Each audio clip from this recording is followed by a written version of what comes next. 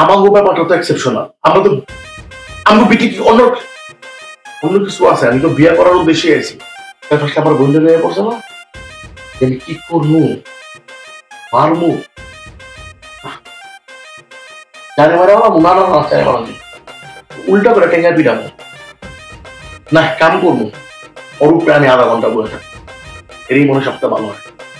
ওরে যা করার আগে ম্যানেজার মানে 10 দিন। কেন ম্যানেজার আবার কি করলো? শালায় আমার থেকে টাকা নিছে, আমার থেকে ঘুষ নিয়ে আমারও পক্ষ হয়ে কাম করবো। কি করছে ওই আশিকের পক্ষ হয়ে কাম করছে। পরে যে আমি কি করবো না, পরে আমি কুতা দিয়া শেষবো, পরে তো আমি পাবোই।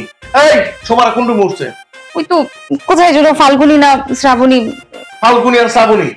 আগে ঘরের ইজ্জতটা আমি রক্ষা করে লই, তারপর তোর ইজ্জত আমি দেখবো আর ওর ইজ্জত দেখবো।